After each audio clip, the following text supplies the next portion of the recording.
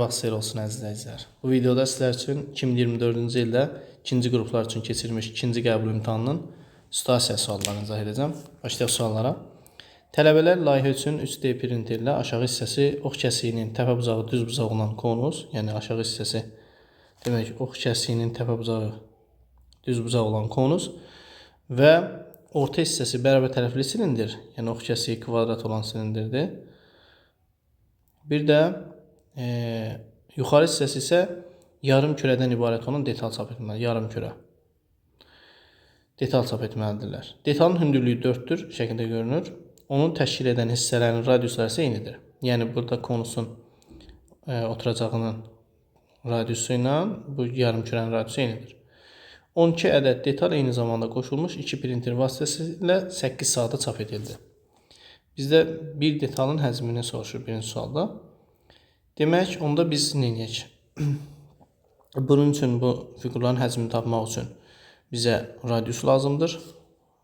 Demək, bunu bir R qəbul edirəm. Bu da R-dir.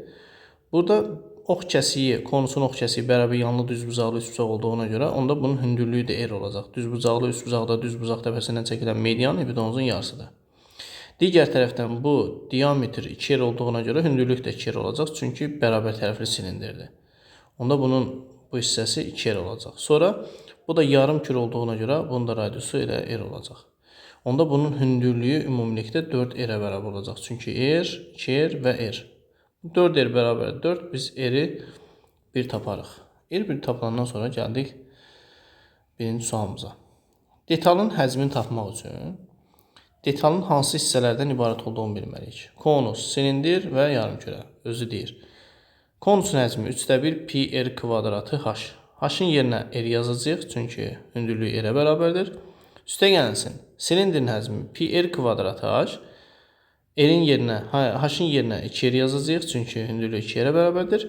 Və yarım kürənin həcmi də tam kürə 3/4 pi r kubudur. Yarım kürə 3/2 pi r kubu olacaq.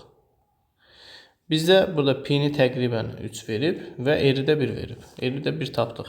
Yazıram yerinə. Bu eləcək 3/1 pi 3 r-in kubu. 1-in kubu da 1 eləyəcək. Sonra bu 2 pi r kubu. Bu 2 pi r kubu. 2 vurulsun pi 3 r kubu da 1. Üstə gəlsin. 3/2 pi 3 r kubu. 1-in kubu da 1. Və buradan biz v bərabərdir. 3-lər gedəcək. Qalacaq 1 plus 2 üçün 6 plus 3-lər gedəcək. Qalacaq 2. Bu da eləyəcək 9. Demək, bir detalın həcmi 9 kub santimetr olacaq. Növbəti suala diqqət edirik.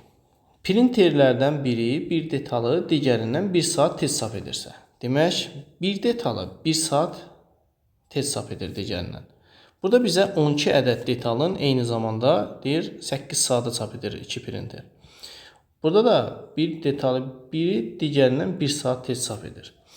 Demək, 12 detalı əgər printerlər 2 printer 8 saata çap edirsə, görək o 2 printer bir detalı neçə saata çap edər? X saata. Onda tənasüb kimi çarpaz vurub həll edirəm. X bərabərdir 12-də 8 saat yəni. 12-də 8 saatda biz ixtisar eləsək 4-ə gedir ixtisar. 3/2 saata çap edər.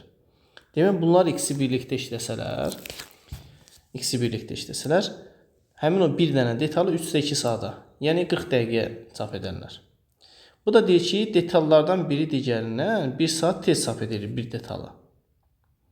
Ayrı-ayrı işləsələr. Onlar ikisi birlikdə 3/2 saata çap edirsə, onda iş məsələsində bilirik ki, tərs qiymətlər hesablanır. Yəni 1/x üstə gəlsin 1/x plus 1 bərabərdir 3/2-nin də tərsi 2/3. Ortaq məxrəcə gətirsək bunu. X vurulsun x plus 1. Buna düşəcək x plus 1 dəfə. Buna düşəcək x dəfə. Olacaq x plus 1 plus x bərabərdir 2/3. Sonra çarpaz vursam, bu edir x kvadratı üstəgəl 2x. 3-ə də vuranda 3x kvadratı üstəgəl 3x bərabər. Bu da 2x üstəgəl 1 edir. 2-yə vuranda bu deyəcək 4x üstəgəl 2. Keçirəm sol tərəfə. 3x kvadratı çıx x çıx 2 bərabər 0. Diskriminantla köklərini tapıram. 1 üstə gəlsin 24. Bu elə 25. x1 bərabərdir -b. Yəni 1 plus kökdə diskriment, yəni 5 bölünsün 2-yə 6 bu 1 eləyəcək. x2-də 1 çıxıb 5, -4, -2 eləyəcək. Mənfi zaman olmaz. Demək x oldu 1. Demək birinci deyək ki, printer 1 saata çap edəcək həmin o detalı, bir detalı. İkinci printer isə 1 + 1, yəni 2 saata çap edəcək. Bu da bizdən soruşur ki, onlardan hər birinin bir detal neçə saata çap etdiyini tapın. Yəni ayrı-ayrılıqda söhbət gedir. Bunlar birlikdə işlədikdə 3-də 2 saata çap edirdi. Demək ayrı-ayrılıqda biri 1 saata, digəri isə 2 saata çap edəcək. Doğru cavab 1 və 2 olacaq. Növbəti sual. Deyir, çap olunan detalların 25% ağ, qalanları isə qaradır. Bu deyir ki, 12 ədəd detal eyni zamanda çap olunur. Onda 12 ədəd detal eyni zamanda çap olunursa, onun 25% ağdır. Onda ağların sayını tapmaq üçün 12-nin 25%-ni tapacaq. Bu da 3 eləyəcək. 3 dənəsi ağdır, qalanları qaradır. 12-dən də 3 çıxanda 9 dənəsi də qaradır. İndi bizə deyir ki, layihə üçün təsadüfi olaraq seçilən 2 detal. Onda ehtimal olacaq.